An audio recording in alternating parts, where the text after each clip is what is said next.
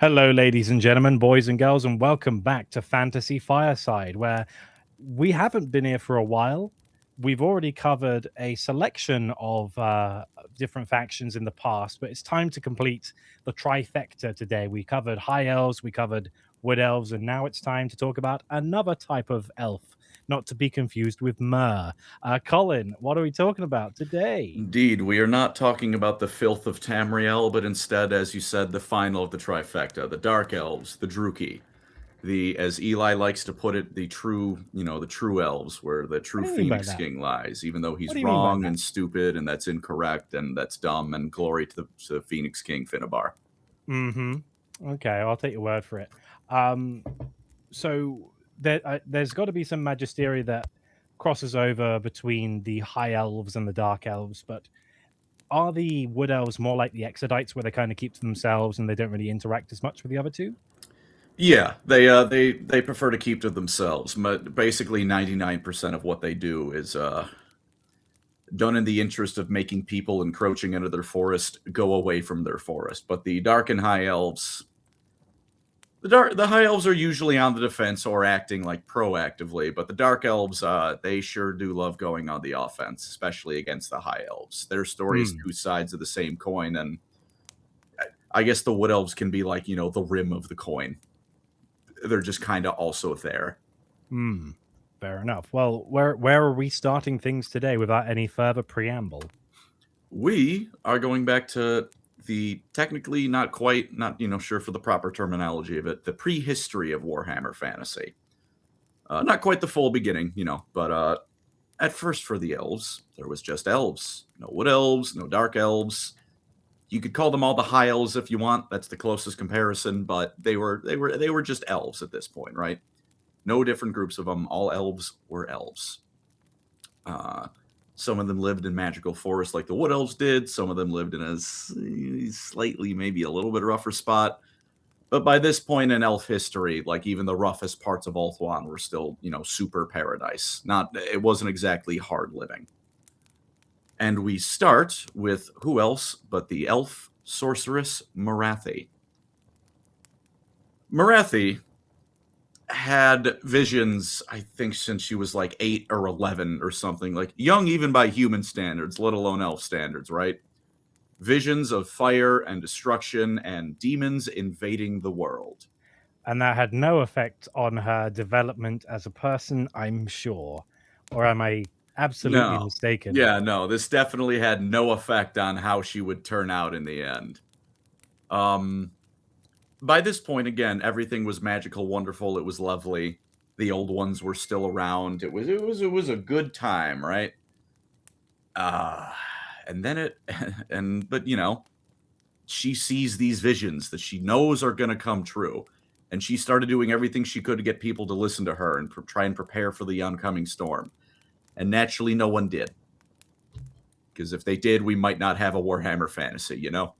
Hmm. And was Marathi just lingering on her for a minute? Was she part of like a particularly noble house, or was she gutter trash, or was she like? Ah, Was there anything that like did she have to claw her way up, or was she just like already established as like an important person? Should we say? if I remember correctly, she wasn't particularly important in this time. She was just kind of another elf. Which is part of why no one listened to her, but also they lived in paradise, and willingly or not, they didn't and maybe couldn't believe that this would come to an end. And then it came to an end when the great catastrophe occurred and chaos invaded en masse into the world. Now, at this point, chaos is now here. People are interacting with chaos. And in fantasy, at least, other races tend to get a little bit chaotic every now and again. So, the Chaos Stores, for instance, it's not just humanity. It's still mostly humanity doing that kind of stuff, but it's not just humanity who can get a little bit too lost in the chaos sauce. So on the Dark Elves, well, pardon me, jumping ahead. In the Elves, some started going a little bit whack, but for the time being, they're still mostly all fighting back against these forces of chaos. Now they've had exactly 0 wars to their name at this point. It's not going very well until an elf named Anarian picks up the mantle as well as some others, Kalidor too. We've talked about this before with the High Elves. And starts going to town on the demons and eventually drives them off with the combined efforts of themselves and the Slan and, the different lizardmen. And, chaos is banished. Morathi, during this time, however, maybe learned a little bit too much about her foe. And as chaos does, it tends to corrupt. Even when Anarion was still around and, him and Morathi were lovers, had children. After Anarion's first wife, and as far as he knew, his first children were slain. They took comfort in each other's presence, had a kid. But even then, he never truly loved her, and even as much as, he was cursed by drawing the Sword of Cain, even he was kind of like, she's something off with that woman. She's bad news, he said, and this is coming from me. And this is coming from me. I've just cursed my entire bloodline, and you're still kind of whack. Whoopsie daisy. Mm-hmm. But Anarion dies defending Ulthuan, and never seen again, though his armor is recovered. And Morathi's hanging around with their kid, Malekith. Now, we go to the various High Elven princes, the nobles who will decide who shall be Phoenix King, this position, the leader of the High Elves, right? Many of them, maybe not many, some of them, including, of course, obviously, Morathi and Malekith himself, felt that, I see Russell, pardon me, but this is very important. For those listening, because this is just, there's no visual of our faces or anything. Andy's beloved dog, Russell, has walked into the room, and I needed to draw attention. Yeah, he's now sitting in the vocal booth, which is cooler than the rest of the room. And there he is again. Hello, Russell. Little angel. Athena's next to me right now in her doggy bed. But, back on topic, pardon me. Many felt, obviously including Malekith himself and Morathi, that Malekith only made sense as the next Phoenix King. After all, he's the son of Anarion, who was a pretty kick-ass guy. Yes, again, he got a little bit lost in the butchery sauce a little bit and drew the Sword of Cain and a couple different things. But at the end of the day, he, drove back chaos. Not quite single-handedly, but he certainly did a good chunk of the heavy lifting for amongst all of the elves, right? Son's probably a cool guy, and at this point, Malekith was a pretty cool guy. But a lot of them didn't really want another warrior, right? They had just come out of a massive demon invasion and everything. Many people felt that at this point in time, maybe we just, get someone who's a little bit less insane, right? Someone a little bit more chill, as it were. So more diplomatic, someone who doesn't lash out and claw someone's eyes. Were there warning signs with that regard? There were a few warning signs as well that Malekith, he wasn't a bad guy at this point. He was like a noble elven hero, but again,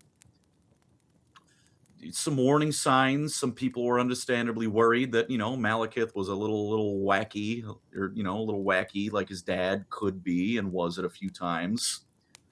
So instead, they voted into the Phoenix King, an elf named Belshazzar. He was still, a bit of a war hero, but he was more of like, the reluctant kind of war hero. Like, no, he legitimately and very obviously was like, I took up arms against the demons, they're demons. Obviously, I'm going to do that. But we don't need to go searching for any more glory. We earned plenty and died doing it. Let's just all take a chill pill, right? Morathi was furious. Malekith, at least publicly, and to some extent, did take it with relatively good grace. And he became, still a very cool guy for quite a long time. He went around exploring the world, helped strengthen and form the friendship with the dwarfs. Again, at this point, the elves and dwarfs were still along on the same page. Malekith went off to do some cool things. Eventually, a few things happened. Part of what happened was he went north in the Warhammer world in his explorations, found a very obviously evil, cursed awful crown, and decided, yeah, I'll put it on my head. And that does that did about as much for his personality as you can expect. Yeah. Don't put the ring on your finger, man. It's The Fulgrim it's effect with that damn yeah, sword. Fulgrim effect, doing a little bit of Frodo for good measure. It's like, don't do it. It's not worth it. Don't do it. But you did it anyways. Not great. And so from there on, again, this wasn't full on corruption at this point, but he's definitely getting a little more whack. Eventually, when he returns to Ulthuan, he is still a respected, figure amongst the High Elves. Again, he'd spent a long time exploring, forging friendships, charting new courses. Malekith's still popular. He's still a cool guy as far as everyone's concerned, and still somewhat actually is. When he gets home, he's informed that High Elf pleasure cults, those who, again, got a little bit lost in the chaos sauce, a little bit Slaneshi in particular, were running rampant on Ulthuan. And they basically said, hey, we know your dad was good at this, dealing with chaos. We know you're a pretty cool guy. Please go deal with this. And for a while he did. He, would find, root out pleasure cults and eliminate them, right? He found the head of the pleasure cults eventually, who was none other than his mother, Marathi. Uh-oh. Quite. Mother, what are you wearing? He said. Initially, he did plan on bringing her in. And then she convinced him, hey, you're the true Phoenix King. Are you really going to listen to these pretenders? Who's my good boy? Who's my special boy? Well, on that note, depending on the edition of Warhammer Fantasy you're reading, she convinced him with some very unsavory methods that a mother should never convince her child with. Oh no. Yeah, Kill all mer. Little bit of the JB and Cersei Lannister going on there. Although I guess that would have been I don't remember who. I don't remember Tywin's wife. It'd be like if Jaime and Tywin's wife were going at it. Well, she's not even around in the series. She was long dead. Yeah. But it's depending on the edition, that was part of how she convinced him.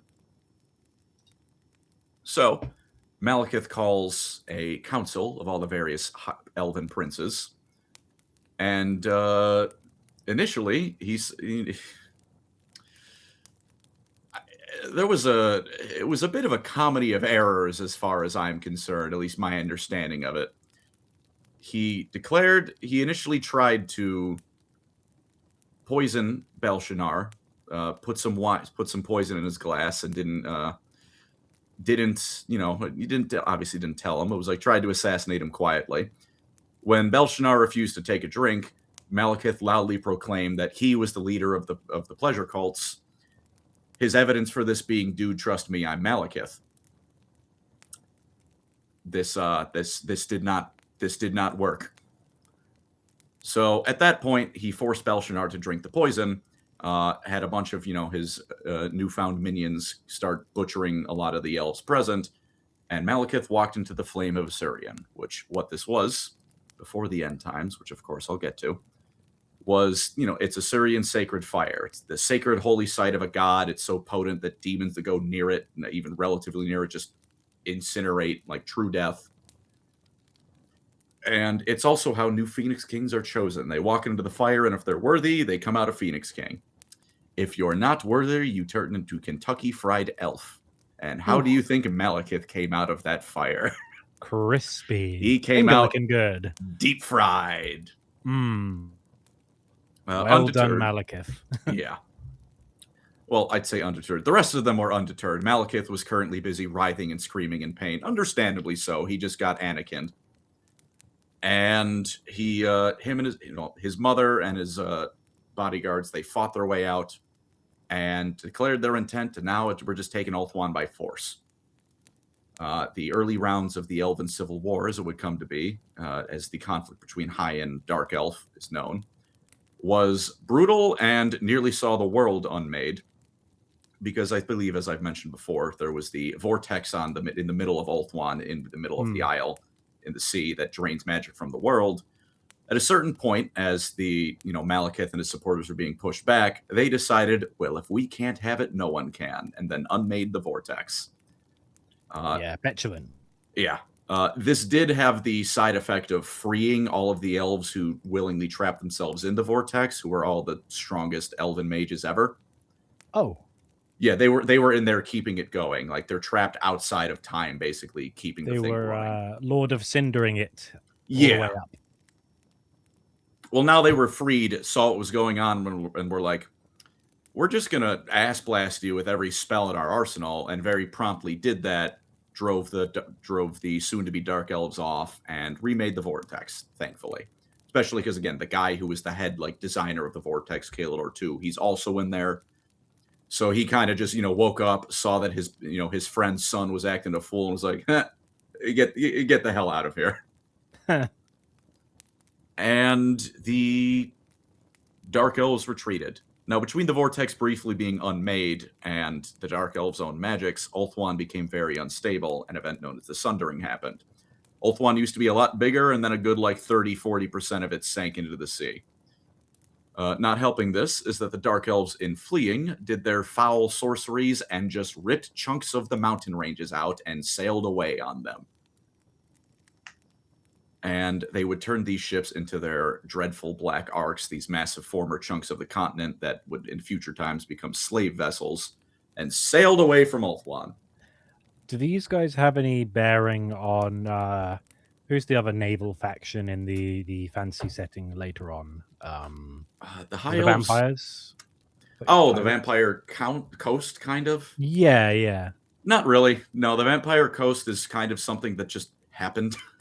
Oh, okay. No one really had any intent of doing that. The TLDR on that, maybe we'll cover that one day, was that a vampire washed up on a spot that, due to ocean currents, a whole lot of drowned ships and sailors end up at, and was just like, well, free source of bodies as zombies forever. I'm just going to make my home here. That Nice. just kind of happened. Elves just sail by and kind of sneer and go, "Ugh, we're going to keep going this way." It's a very known well cursed spot, the Vampire Coast. Everyone's like, yeah, don't be there. It's not going to end well. Even the elves, who are the greatest sailors of the setting, they're like, it's not worth it. There's nothing to be gained here. But no, the Dark Elves on their newfound mountain ships sailed to the continent of Nagaroth, also known as Warhammer Fantasy North America. Let me see if I can't find a map of that for you real quick. You will see that, sure enough, this is just North America. Oh, yeah. As you know, the old world is Europe and Asia and Africa and all that stuff. The land of Daddy Chill. Wow. Lots of iron, frost, iron, malice, dark, abyss, heaven, desert, spiders, the maelstroms here. You're on. Nice. Yeah, there's a lot of nasty sounding places. The boiling sea, lovely. And the circle of destruction. Who could forget the circle of destruction? Don't forget, on there is also the altar of ultimate darkness. Oh yeah, why not? Throw it in there. Yeah. And it should also be said, I will say, is a bit of a explanation that a lot of the reason Malekith got his followers that he did was because I feel it's a safe thing to assume that any society that has recently suffered a massive demon invasion, a whole lot of people are going to be traumatized by that, right? To make a long story, understandably so. I can't say if I had to fight off, the chaos demons, I'd be in a good spot mentally. I would be, a blubbering wreck. So a lot of the elves were in quite bad places, and Malekith's reputation being what it is, and various other factors like that, all stemming from the Great Catastrophe, was why a whole lot of elves threw themselves behind Malekith and decided to overthrow this weakling pretender. But it failed. They go to Nagaroth, and particularly the most northern regions is where most of them are. They're in Warhammer, Canada. It's a cold, desolate hellscape. Even as you go farther south, where a lot of the farming is, still a fairly rough place to be. But they've been resoundingly kicked off Ulthuan, so it's time to set up shop. And now we have the Dark Elves. We don't quite have the Wood Elves yet, but we have the Dark Elves and High Elves. Their history is actually quite easy to simplify, to be honest with you. Once they landed on Nagaroth, they did and still do have every intention of eventually going back home after enough generations. It's not quite your home anymore, Chief. Back to the donut. Yeah, Yay. they still to this day have full intentions of going home and reconquering Ulthuan, taking back the donut. Nagaroth in many ways is viewed as ultimately a temporary residence until that happens. But you still got to make do with what you have, so they set up several massive cities on the continent, one of which, the capital, I would say, is basically a Dark Elf hive city mixed with Kamara. Lovely place to be, truly. We'll get into that shortly. Lots of leather made from not cows. No, it's not made from animals any more than the sense of human beings are animals, technically. But they would go, set up shop, and now they're on Nagaroth. They have ever since been led by Malekith and led by Morathi, his mother. These two, even by elf standards, ancient beings who for the next 10,000 years would dedicate themselves to taking back Ulthuan. And do we have an estimate of how old they are now? Is it just 10,000 years or a bit? More than that, at least. I believe the big demon invasion was about 10,000 years ago, like from modern Warhammer Fantasy. Could be a little bit wrong on that. But old. Very old. Old. Let's go with 8 to if we want to be maybe in the middle of the estimations I can think of, let's cut it an even 8,000 years old, right? Mm-hmm. And everyone's like, Morathi, how do you keep your skin looking so youthful? The blood of the innocent. I'll just rip the Band-Aid off. It's that. So, well, if it works, it works. It clearly works. It doesn't work for the people in the boiling blood cauldron, but it works for her. So, The Dark Elves formed a society of, might makes right. If you can get away with it, you can get away with it. And kind of, that's, the Spartan training where, if you get caught stealing food from one of your fellow trainees, right? You're not beat because you stole the food. You beat because you got caught stealing the food. That's a lot of Dark Elf society in a nutshell. They survive, they value strength above all else, which is why their positions are usually granted by way of Starscream. Kill the guy ahead of you, you get his job. But it should be said they do have surprisingly thick family values. Sometimes they're not Skaven, yeah. No, they do have to some extent the capacity for love and appreciation of things. Sometimes, again, in the case of Malekith and some other people, perhaps a bit too much appreciation for family members. But they set up shop, and one prevailing attitude of elves, as I'm sure you know, is they're quite full of themselves, right? They believe themselves the best. At the end of the day, and I hope you kind of agree on this, the way that usually happens is the elves go out, they brag about what they do, and then they go out and, kick some ass, or at least try to kick some ass, and let their actions speak for themselves, right? Prove that they're the best by, being better than you. Whether or not they actually are, depends on the setting and if you like elves or not. But they tend to if you ask an elf, well, how come you think you're so much better than me? They just, kind of point, they'll point at their cities and go, well, because of that, look at this shit, dude. The Dark Elves are the logical end point of elven supremacy, which is they believe because they are the glorious Druki, as they're now known, they're, the elf term for Dark Elf, then they should be allowed to hunt you for sport because you are inferior. So the Dark Elf Society quickly became a slave-based society. The triangle slave trade from, history? Yeah, they did that. They made that. Oh, no. Their plantations and basic industry runs entirely on slave labor. Those black arcs, those were mountains before they ripped them out of the continent. Those can hold a lot of slaves, which sure enough, when the Dark Elves go slave raiding, it's not people from a village they're capturing, it's a village they're capturing. They're going out with the East Ulthuan Trade Company, like, oh, I see what you're doing. Yeah. Get out of here. They're that. And at one point, because they found they call it the Underworld Ocean. It's Underworld Sea or so, like Underworld Gate. It's not a passage to hell. It's a massive underground ocean they can use to sail under the continent.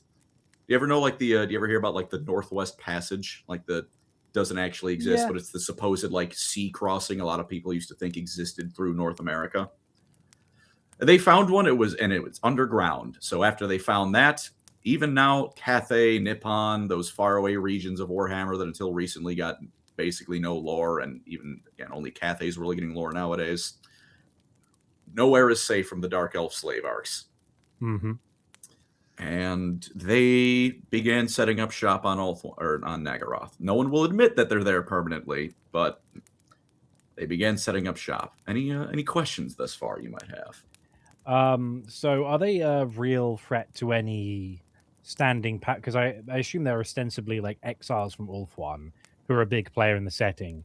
Are they more like I know they have like obviously things like their own slave trade, etc. But are they like a threat comparable to the dwarves, to the high elves, or are they more like a nuisance faction? So they very easily could be. For example, oh, adorable. Another more Russell is making Russell a bed. chat. Pardon me. But they very easily could be. In fact, they have enough strength that with, a relatively sizable fraction of their forces, but still just a fraction, they've built massive walls to their north, since to the north lies Chaos Portal. They've built these massive walls that are, until the end times, basically never failed at keeping out like Norse marauders and chaos demons, right? They're properly powerful, and that's just a portion of their forces.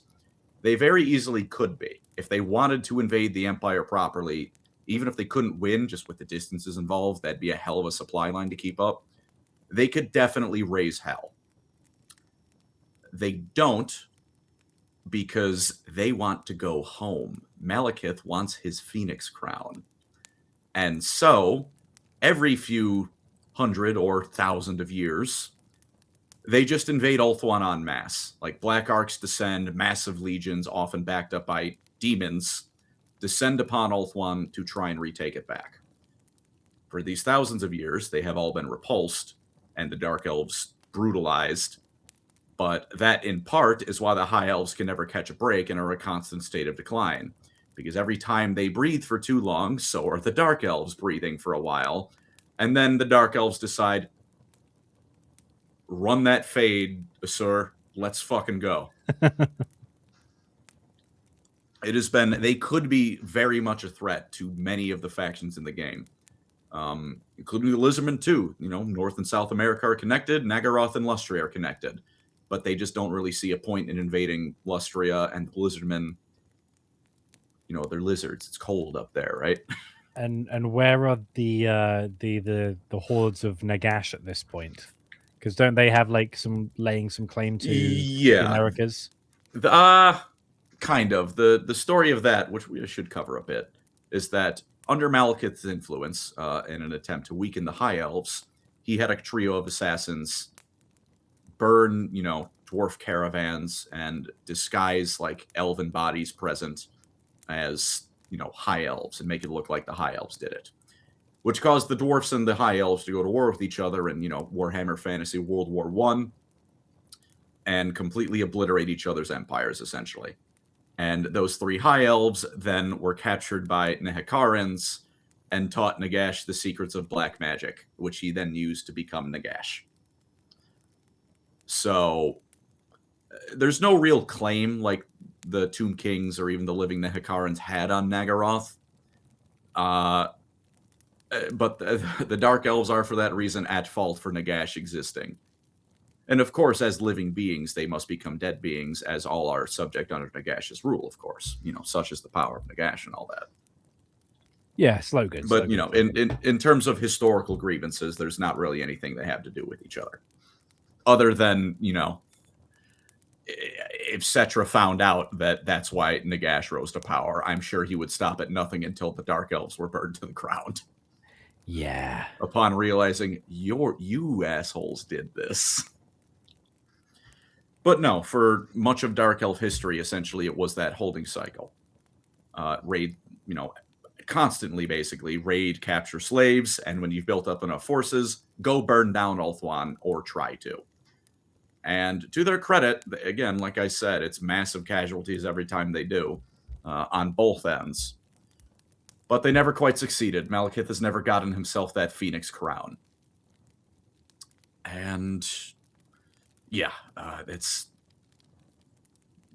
you'd think someone would have deposed him, but he is also individually a very powerful warrior and mage alike. He's called the Witch King, the Witch King of Angmar. He's like the level of wizard, like at least entire formations of units, he can just wave his hand and then if you try and engage him in melee, you're probably going to lose. Yeah.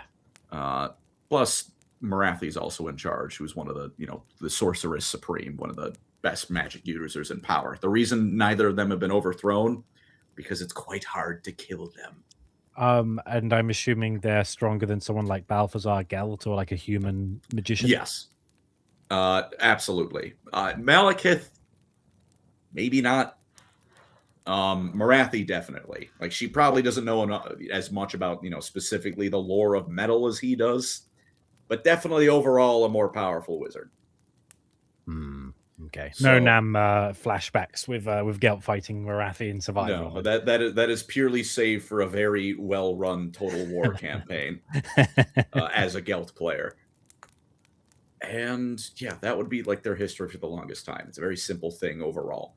Go to Nagaroth because we have no choice, and keep trying to retake Ulthuan, which kept failing. But goddamn, do they keep trying.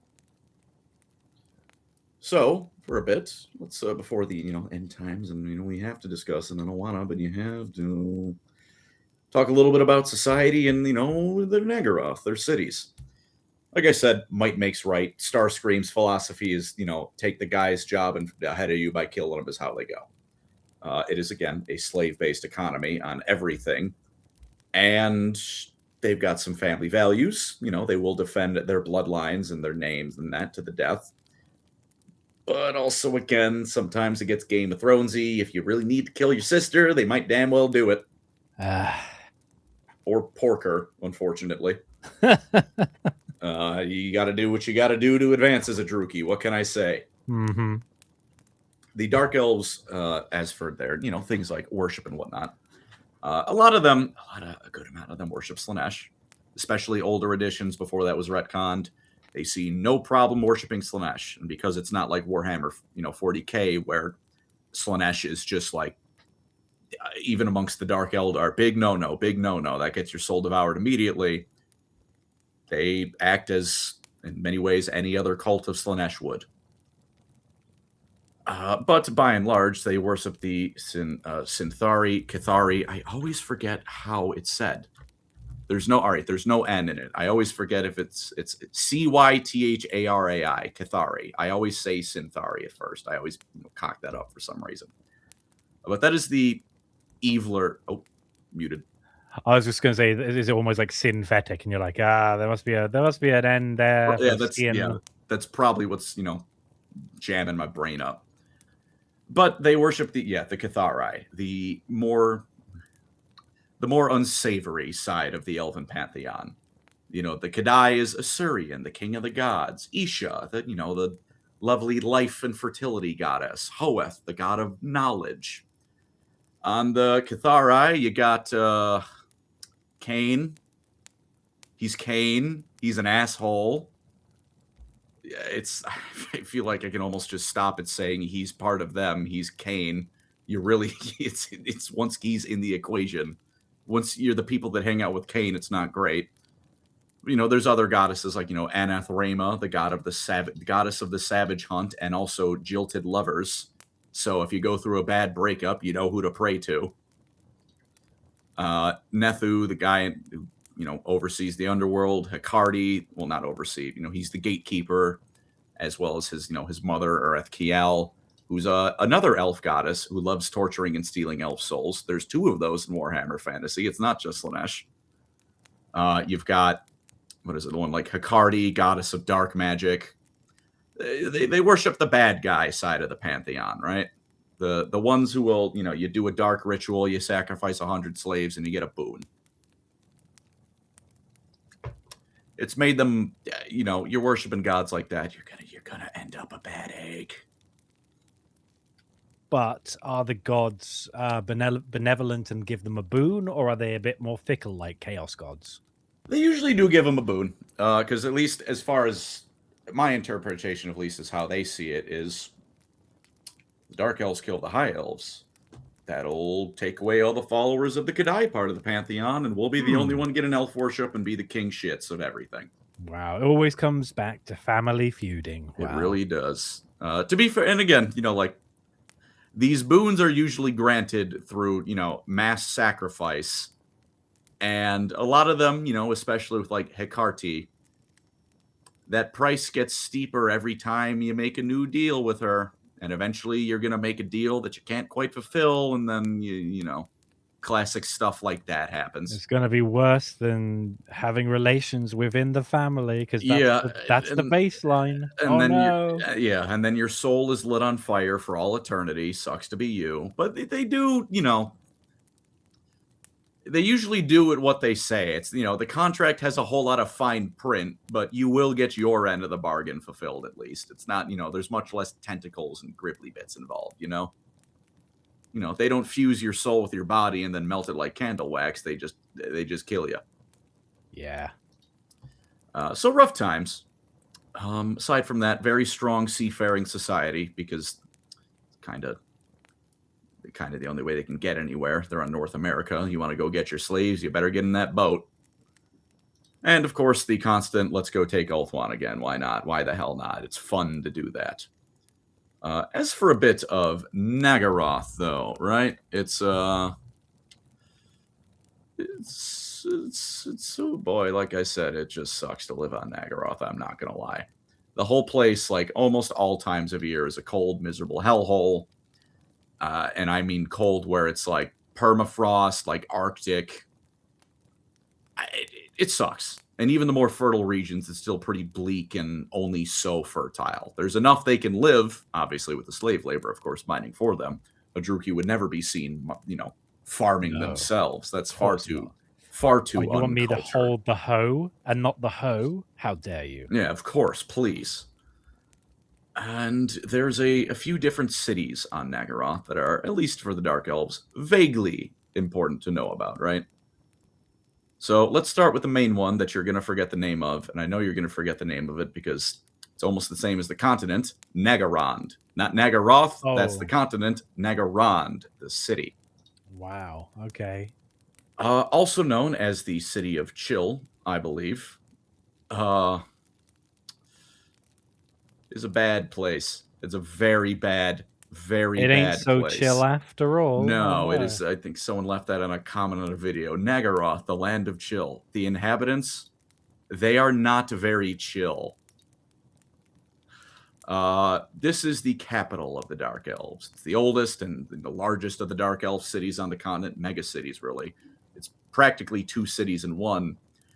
And for reference, right?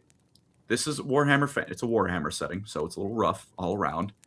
This is a setting that has 2 portals to hell on it, and this place is outright called the most malevolent place on the world. It's bad, and it's a fortress as much as it's a city. There's 100 feet high walls, like 50 feet deep. Obviously black and spiky, of course, and decorated with skulls, bodies, human skin, elf skin, a little bit of everything. Horrible place to be all around. It's bad. It's bad. This place sucks, and also attacking it sucks. Very few people get to, but if those that try usually end up as more skeletons on the walls after enough time. It sucks. You go inside Nagarond, and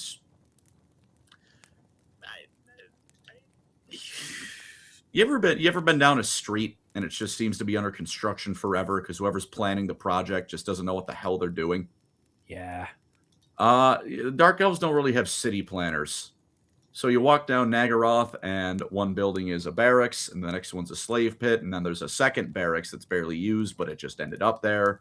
Then there's a gladiator pit. There's a noble mansion there out of nowhere. There's an inn. There's a second mansion. there's just random shit everywhere, like And building sometimes wise. they're like, "Well, where does the indentured labor go to the toilet?" "Next to the mansion." "Oh, okay. Or if they We gotta get go caught, somewhere."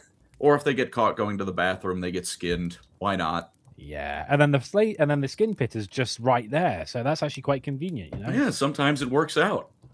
Uh, it's a mess. Also, of course, plenty of temples of Cain. Those are very active. Those are Mm. those are in I production night and day. Who do you think's making all the skin cloaks? I guess, yeah, I suppose really when you think about Warhammer 40K versus Fantasy, Cain isn't so much of a, I guess, fallen entity, is it? I guess the entire Pantheon's doing pretty well because it's not an endangered species. The elves are doing fine. No, I mean, Uh, they're definitely dropping a number, but their gods are all uneaten. They're still around well enough.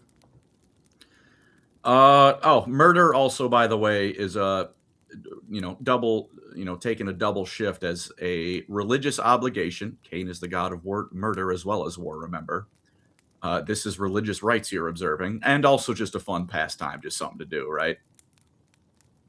So if you see someone walking down the streets of Nagaroth without, just whistling Dixie, not a care in the world, they're either about to die or someone you really don't want to mess with because they feel comfortable walking down this shithole.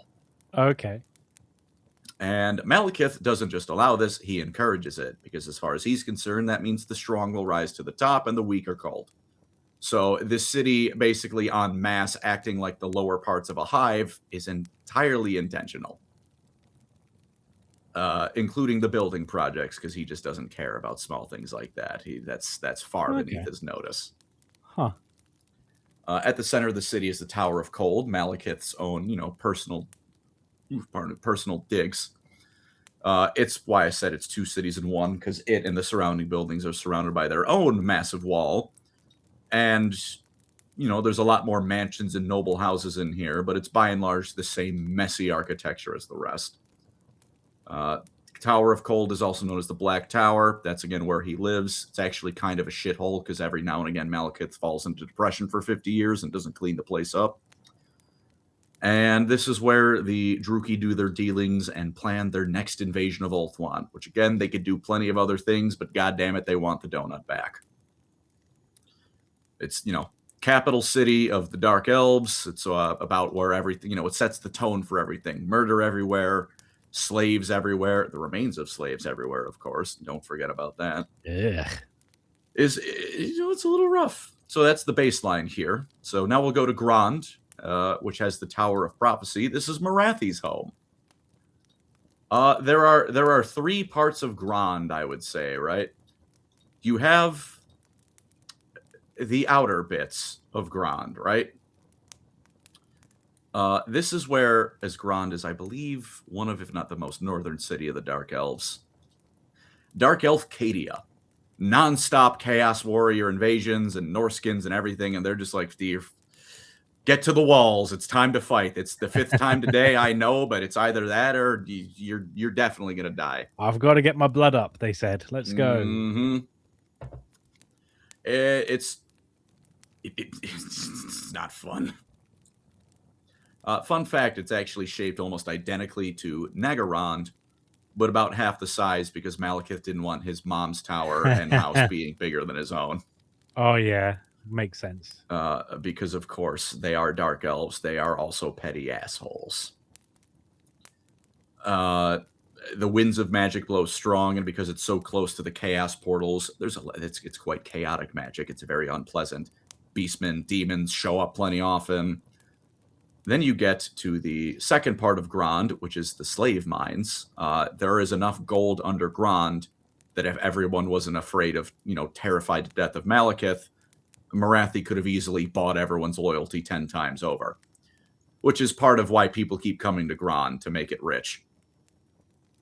And then there's the third part of Grand, which is Marathi's various dens of pleasure. The party never ends until you die, and I have to be honest, I think most of the parties Marathi throws have a fatality rate of everyone but her. And that includes the demon she's summoning. But hey, it's a fun time. Especially if you don't mind throwing your morals to the wind. Hmm. And that's grand. There's also a very large amount of sorcerers and whatnot there. Part of sorceresses, the Dark Elves. Incidentally, actually, a good time to mention that no male sorcerers are allowed amongst the Dark Elves. Oh. There is a prophecy that the firstborn son, who is going to be a mage, will kill Malekith, and so all men who can do magic, all Dark Elf males, anyways, are put to death. Oh, fun.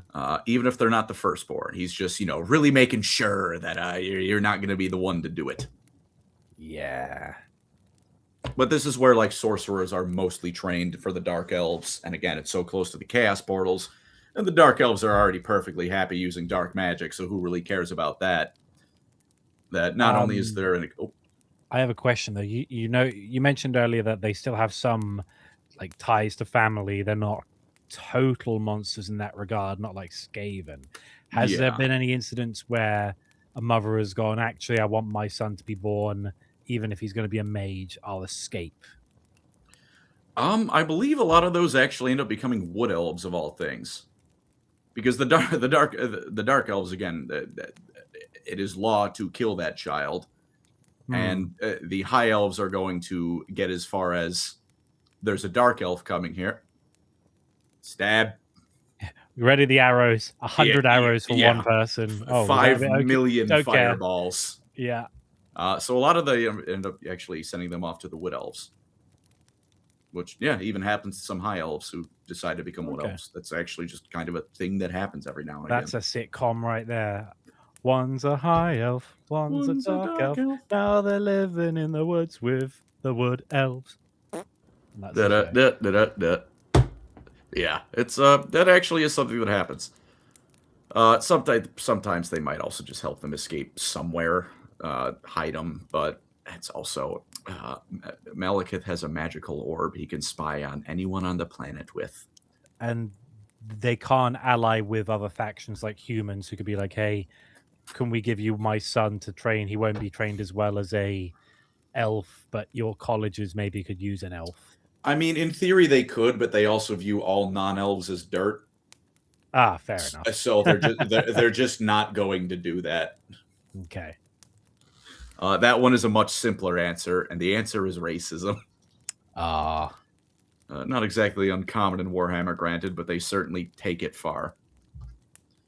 Anyway, next major city is Karen Kar, and it's called the Tower of Despair.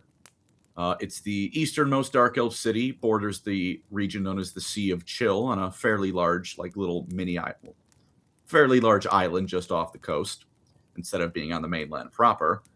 And it's the city mostly seen by outsiders, not because outsiders are coming to trade with the Dark Elves, but because it's also known as Slaver's Gate. This is where when the Black Arks and other slave ships come back home, they drop them off and go to the market. Yeah, not great. What's for sale today? Oh, Keith. Keith's for sale. Hooray, let's buy Keith. Keith and Bess, they're on sale. 2 for 1. Yeah. It's always raining here. It's always miserable. It just sucks. It's always windy and hurricane, and there's tidal waves. Just happens. Maybe it's the god of the sea doing that. Maybe it just sucks to live here. Pick your poison. Could be either. And again, the slaver central of the Dark Elves. In fact, there's not much in the way of security in the slaves here. Because it's on an island, and to leave the island, you're, 1, most likely escaping into more Dark Elf territory, and 2, the waters are freezing. You're just going to freeze to death and drown. That, and of course, all the slaves are starved, beaten, and stripped naked on the way to the city. Because, there's the willpower has already firmly been beaten out of you by the time you get here. Yeah. Also, right. You want a fun little tidbit about Dark Elf culture, especially those in that city? Let's go. Whenever a fleet docks and unloads all the slaves, right? A lot of people just like to throw rocks at the slaves. Oh. Just for fun. They bring bags of rocks with them for fun. Yeah. If they're doing something like it's like a work break, like it's just socially accepted. They're like, hey, you were 10 minutes late to your overseer job. What happened? I was throwing rocks at the newest shipment.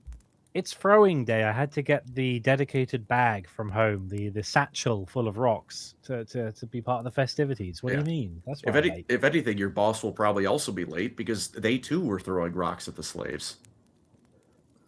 Sometimes they also actually, yeah, they also try and incite like a panic amongst the slaves just so they can cause a crowd crush.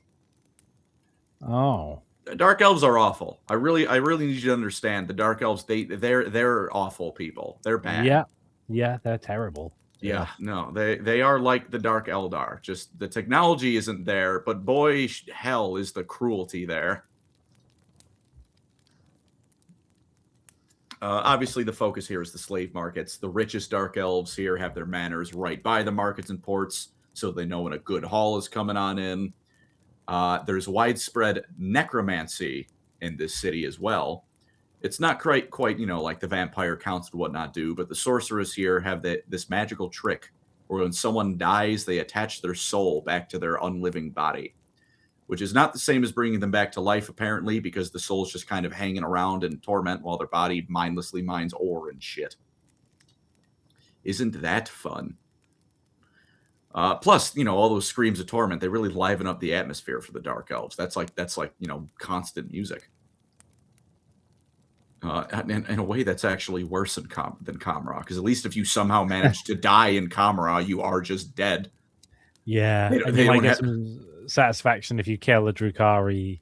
Although no, they would their soul wouldn't go to Slaanesh, would it? Because of the shenanigans they had in it'd Pomeroy. go to Slaanesh for a few hours and then get And pulled it's coming back. back. But you could at least be like, you're gonna have a tough time. Yeah. At least again, like if you do manage to die and not be turned into a chair in Kamara, that's the end of the story. And in Karen Carr, please, that's just the beginning. Yeah, slave port, and naturally the negotiations are quite cutthroat.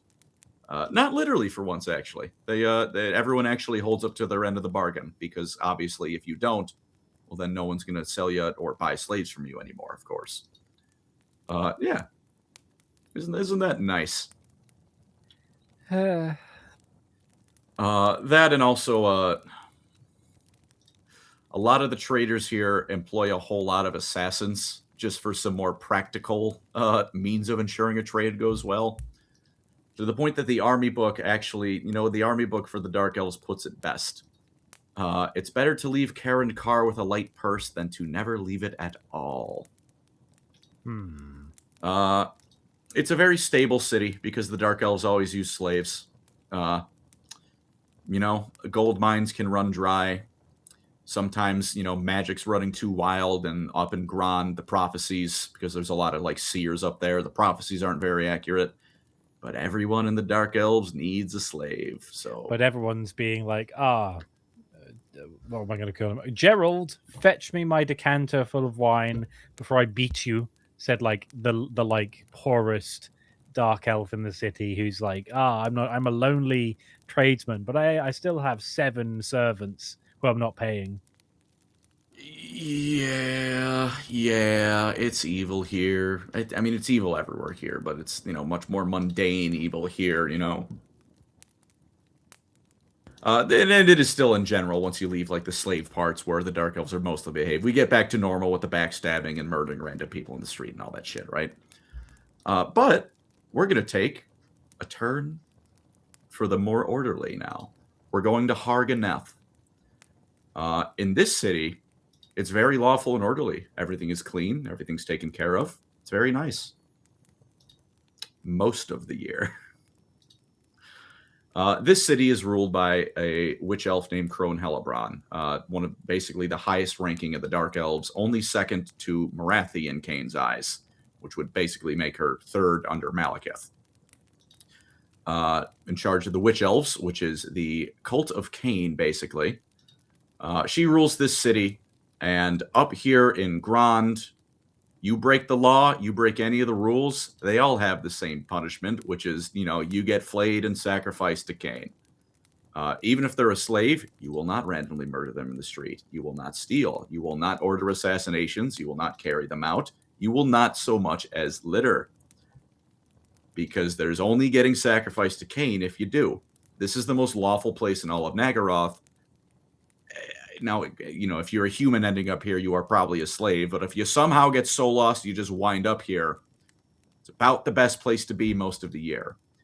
This is because the Dark Elves have a holiday known as Death Night. You ever watched The Purge?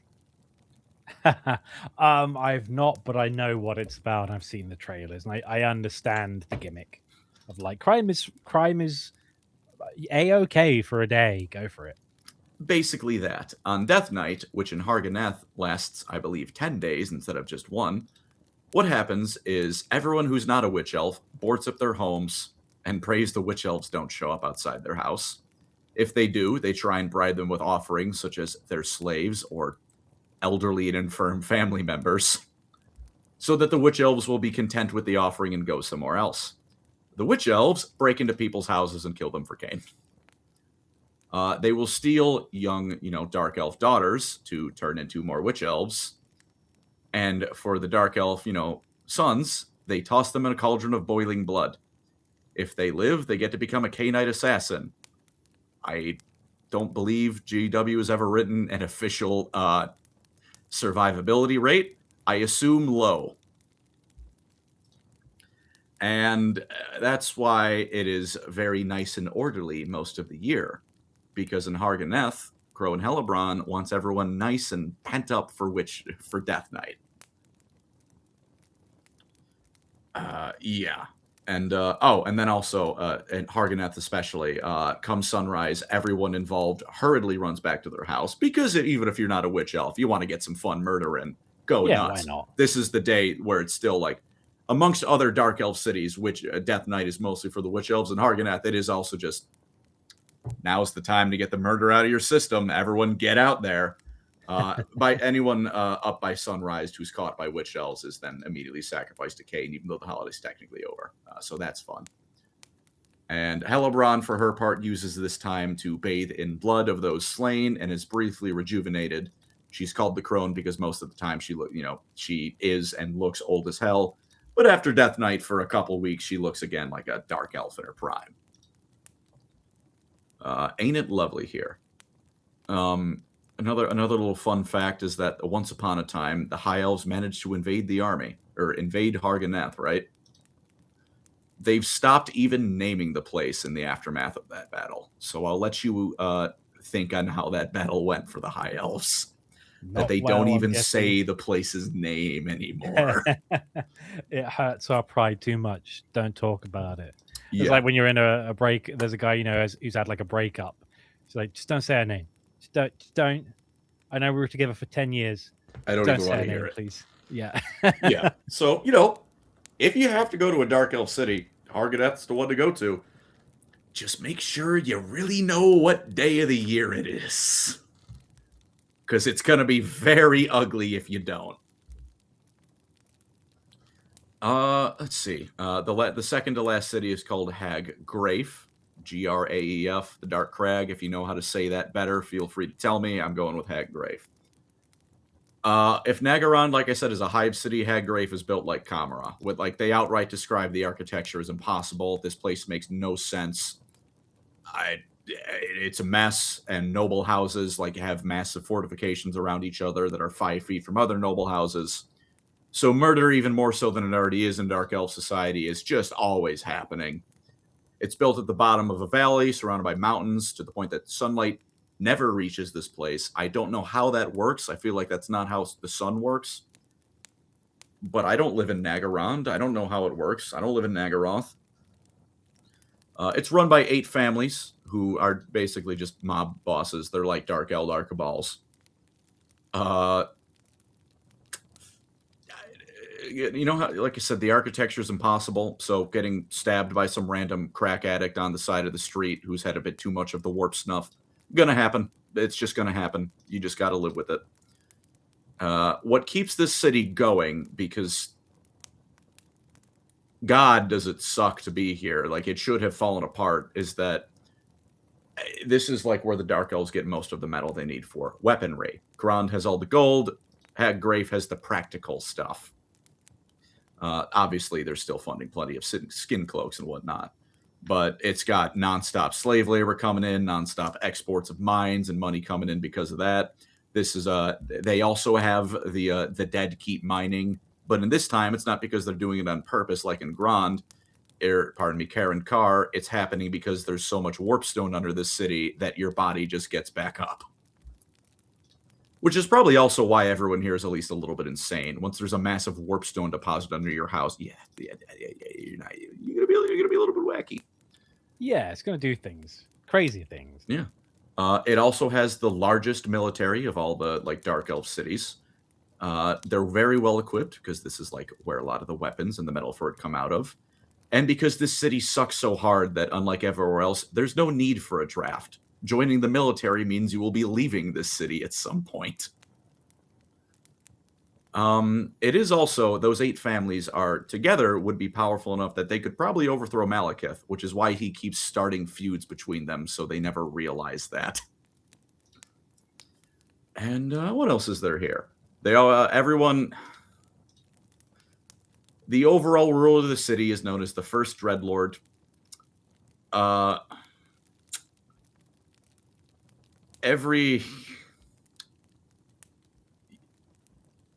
Everyone who takes that position usually takes it by way of hiring an assassin to kill the previous guy. And every single one of them thinks they're going to be the one who has a long and successful career and doesn't get assassinated. And then that goes on about as well as you'd hope for them. Assassins here have the most jobs out of anywhere in the Warhammer Fantasy world. It is nonstop political turmoil and whatnot like that. And honestly, have you played Cyberpunk? It's one of those games that's on my list that I have to play. I'm afraid I haven't played it yet. Well, when you start playing it, if you want to imagine Night City, if you ever do play it, but everyone there is elven, and it's a bit more fantasy in nature. Hell, and also there's warpstone in this city, and the Skaven make their little Magitech monstrosities. I'm sure someone has at least gotten a little bit chromed up over in Haggrave. Yeah. Some rat has tried to make, Ratum Smasher. And then our last city is Clarkarand, which I always tripped up saying that. It's the premier shipyard for the Dark Elves. There's not too much about it, in all honesty. You need wood to make the boats to put the slaves in. So they do that. It's also where the Dark Elves get most of their beasties, like, hydras, manticores, the occasional dragon. That's where all that kind of stuff happens. That's Clarkarand, and they worship the goddess of the evil hunt there because of that, since, hey, that's probably the best person to pray to when you're trying to capture a hydra to burn high elves to death with, right? And it seems to make sense to me. There was once a 7th city called Har Caldra, and then it pissed off Malekith. And then he snapped his fingers, and there was no more Har Caldra anymore. Oh, that'll do it. Then just like, yeah, I'm going to take your fingers. I think it's theorized that used to be where the Dark Elves got most of their food from. Now it's a crater. So, yeah. Unfortunate, but it is what it is. There's a couple of other locations, that Altar of Ultimate Darkness. I believe that's where Archaon quested to grab one of the artifacts of chaos to become the Everchosen. To some extent, I kind of get the Dark Elves being evil if I don't approve, because if I live next to the Altar of Ultimate Darkness, I probably wouldn't be a very good egg myself either. Maybe. There's those walls that I mentioned up north, where a good chunk of the Dark Elf army is always stationed. Same reason Cadia was always quite well supplied, because it's demons beyond, and they would like to come away from beyond and into our own home. Yeah, it kind of sucks. They have let's see. They have a place known as the Anvil of Vol. All 3 of the elf factions have one, because even though he's one of the good guy gods, hey, everyone needs armor, right? Everyone needs a smith on their side.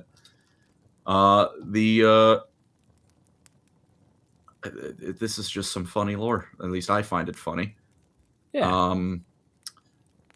Malekith's armor, like his new armor, his Darth Vader armor after he got burned, was made by a renegade smith of all there. And he was handsomely rewarded by Malekith. Like, and Malekith, this was like, there were no strings attached here. He was just like, you gave me this kick-ass armor. almost any weapon that hits me just plings on off. Thank you, my guy. Have a fuckload of money. And the guy, that smith, built himself a big old manor with a, citadel around it, right? And then Morathi had him killed for fun. Right. I'm getting Conrad Kerr's vibes here, where he had that poor guy on the ship with him, and he's like, I built you this arm because I tore your arm off. Sorry about that, or your limb off. And then it's like the mood swing comes, and it's like, I'm going to break it to pieces again. Like, dude, what the hell? Yeah. I don't know why they did that. Yeah, kind of rude. But we've been going for a bit, and as always, there's no escaping it.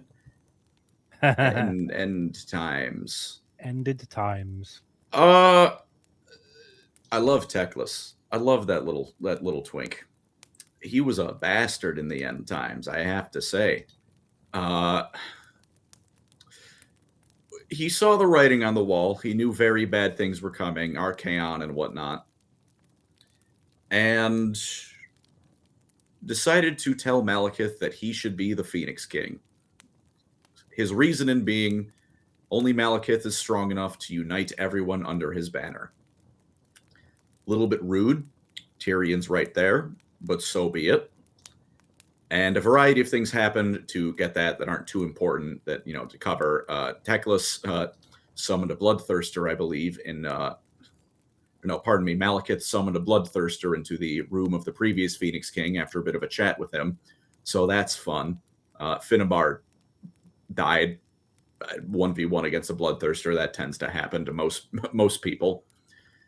And remember how I said Nagaroth, they always viewed it as a temporary home? Well, Malekith took all of the Dark Elves and sailed to Ulthuan. All of them. Ooh, one push. That's all we need, one push. The only people left behind were at least most of the slaves. I'm sure they still brought some with Tarot and all that, but most of the slaves were left behind, and Morathi. Because by this point in Warhammer Fantasy, she had developed dementia, and Malekith just didn't feel like dealing with her any longer. So that's lovely. He goes to Ulthuan, informs everyone that he is the true Phoenix King, and steps into the fire of Assyrian one more time and walks out whole this time. Oh, interesting. I thought it would have been so funny if he went back in and he's just on fire again. He comes out even crispier, like. It would have been really funny, but no. The last of Assyrian strength then enters him, and he is now Malekith, the Phoenix King. Tyrion's not very happy with this, so he pulls the Sword of Cain and those elves under him. And at this point, mind you, ignoring the Wood Elves, the factional lines have completely split. It used to be a pretty clean divide between High and Dark Elf, right? A lot of Dark Elves are following Malekith because he's Malekith, but so are some High Elves, because especially with some dealings with some of the factions Malekith did. For example, he returned a bunch of stolen dragon eggs to the High Elf Kingdom that loves their dragons. A lot of High Elves were under his banner. On Tyrion's side, of course, a lot of High Elves were under his banner because they would rather die than serve a Druki, let alone the king of them all. But so were a lot of Dark Elves, because he just pulled the Sword of Cain, who's their chief god on the Dark Elf side of things, and like, well, hell, that seems like a good enough reason to follow him now, doesn't it?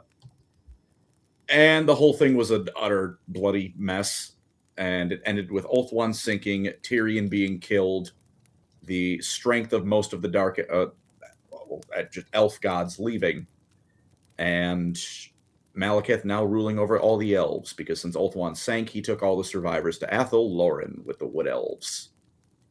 So now he's in charge, even though the Wood Elves would quite rather everyone just leave their house, as they always wish. For Nagaroth's part, also, it just got bulldozed by Khornate berserkers. I imagine they were a little bit upset when they broke through the walls and found everything empty. Yeah, all my stuff is gone. Like, we were promised bloodshed, and where did the elves go? Various elves became incarnates of magic. Malekith got shadow, stuff like that. I don't believe any other Dark Elves got a wind of magic. Sucks to be them. What are the winds? So we got metal. Is it metal one? And shadow and metal, shadow, life, fire, heavens, light, beasts, and death. Wind of beast sounds a bit smelly. What's it smell of? Hide. wet dog fur. And from there, the end times kind of, just go on. The various factions eventually, well, everyone who's not chaos eventually begrudgingly unites. Even the orcs, who Malekith himself, we can thank him for letting Grimgor and the orcs fight against chaos. After he told Grimgor that almost verbatim, you the best, but Archaon thinks he the best. So then Grimgor and the orcs promptly turned right and, went to go beat up Archaon. And with that, though, it wasn't enough. And of course, the world falls into chaos. And for the Dark Elf side of things, let's see, what is the last head count? There was a Dark Elf character known as Malice Darkblade, who had a demon bound into his soul because he was a treasure hunting nonsense. Some shit went wrong. As chaos grew stronger in power, the demon overtook him, and then Malekith put him down like a dog. Tyrion killed the chief executioner of Cain. I don't remember what happened to Crow and Hellebrand. Probably murdered when the Ulthuan Civil War was reaching its peak, to be quite frank with you. I'm loving the names as well. That's very, like teenager. A lot of them got names like that. Just like, Mom, my name is Malice. My name is Malice. Your name is Mark. No, it's not. Malice Darkblade. Yeah. Let's see. Morathi got dragged into Slaanesh by Slaanesh herself. She unmade the vortex in a fit of insanity. And then that Kaelor Dragon Tamer guy put her in a full Nelson and let Slaanesh drag them both back down into hell. So she went down sad and pathetic. She also thought Tyrion was an Aryan reborn and kept referring to him as her husband, which I don't have anything funny for that one. That one just kind of makes me depressed to read about. And let's see, Malekith at the end of end of everything was God, I hate all of his lore. I hate all of it. He married Alariel to give himself legitimacy as the Phoenix King, so he married the Everqueen, and she went along with it for stability. Not a happy marriage. And then at the end of it all, he was crushed underneath his dragon and crippled. And as he watched a chaos vortex overtake the entire world, there were two thoughts in his head, one of which is, generically badass, whatever. The other is just kind of depressing and introspective. Thought one was he swore that he would make the Chaos Gods pay for what he did in denying him his birthright of Ulthuan and, the world. The other thought was him thinking that, man, my life has just been shit. Which is introspective, but also just kind of sad, No one likes coming to that realization. No. And that was the Dark Elves. As with the rest of the factions, that was their end. I will say on the Phoenix King thing, though, since I said I'd get to it. Age of Sigmar. Morathi, when she was ascending to godhood, because she lived and she wasn't a proper god like the three other elves who survived, well, main elves that survived, including her son, she wanted to be a proper god, right? So she did a ritual and entered Slaanesh's gut to steal the energy of the previous Phoenix Kings and the bits of Assyrian that were in them to, steal for herself and ascend to godhood with former divine power, right? That retcons the end times lore, which is that all the Phoenix Kings after Malekith were frauds, and he was always supposed to be the true one. Because if he was supposed to be the true one all along, then why did they all have bits of Assyrian's power in them? Fuck you, Eli. He's not the true Phoenix King. He never was. He got rejected for being a shitter. Mm-hmm. And that would be the Dark Elves. Wow. So any last questions? Very few redeeming qualities. No. No. And I know they look down on all of the other species, but do they have many alliances of convenience in order, especially like in the end times? I'm assuming they have to like pick a side that's going to be like who you're going to work with, even if you stab them in the back. They do have a few of those, especially amongst each other. And believe it or not, they have a very tentative alliance with the Skaven. Oh, okay. The two worst possible people joining forces, of course. Now, of course, both sides break that, all the time, right? Yeah. Just regularly. That alliance is an alliance on paper only. But they kind of, it's like, like some of the cities have warpstone under them. They give the Skaven some warpstone. The Skaven gives them some slaves or food. And then, they make plans to backstab each other immediately, and then we go from there. Yeah. There is also the Dark Elves do, especially in older lore, would frequently ally with demons of Slanesh. Oh yeah, that makes sense because it's like allied to their patron. Yeah. Yeah, given that. Yeah, But you're not seeing any wild cards like the ogres. Like, why are you siding with the ogres? I don't know. I mean, as mercenaries, everyone will hire like ogre mercenaries, but that's not like an alliance with like the ogres because there's not really one ogre that can do that. They're not talking to Cafe. They're not talking to no. They are stealing slaves from both of those people. Actually, yeah, not a great start. No one likes the Dark Elf. No one. Not even the Dark Elves like not even most of the Dark Elves like other Dark Elves. Wow. Yeah. The only other question I'd have though is are there many good books or book series for them? The Malice, as much as his name is Edge Master Edge, Lord of the Edge, the Malice Darkblade books are not bad. Yeah, I haven't read all of them quite yet. But they're decent reads, at least the ones that I've read. Let me see. Let me double check how many books of those there are. I believe there's 3. I believe he's got himself, a nice little trilogy.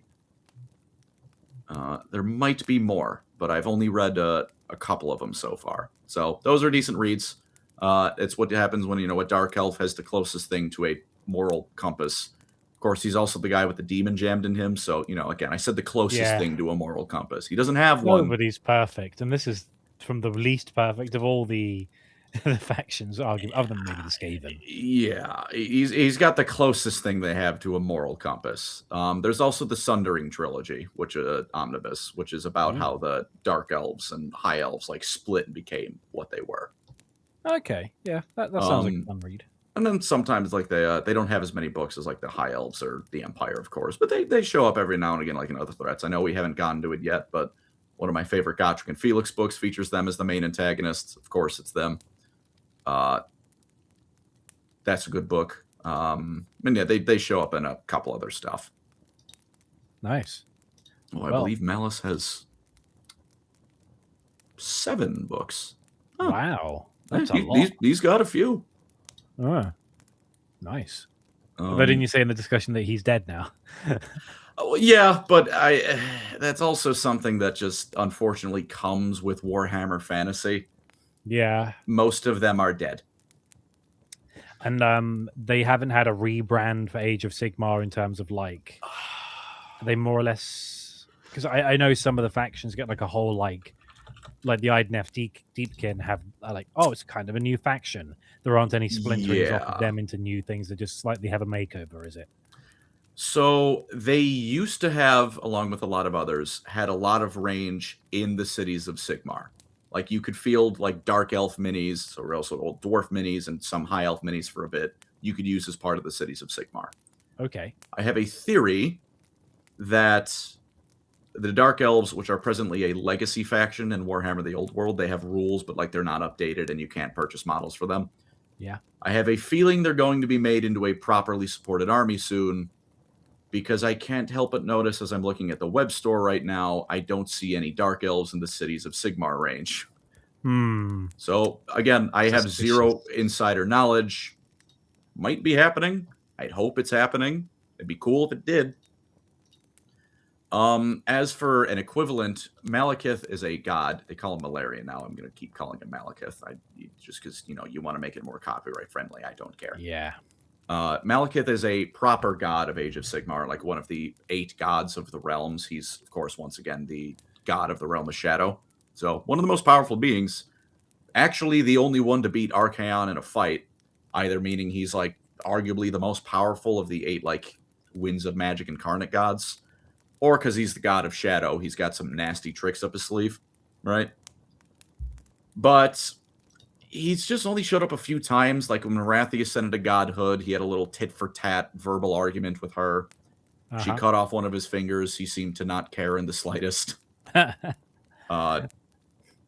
Tyrion is supposedly like probing into his borders for whatever reason.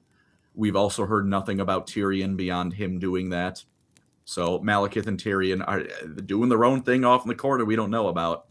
And there is supposedly a leaked name for, I think I've talked about before, the Lumineth Realm Lords, like the High Elves of Age of Sigmar. There was supposedly the name leaked for the Dark Elf, like under Malekith equivalent, the Umbraneth. Ain't heard shit about that. Well, we do kind of know that the design teams and stuff usually do stuff a few years in advance before it's revealed. So maybe it's going to be soon. Maybe it's on the back bench. Who knows? I'd love it for more stuff to come out. But it has been all quiet on that front. Well, there's been a few whispers on that front. That's about it.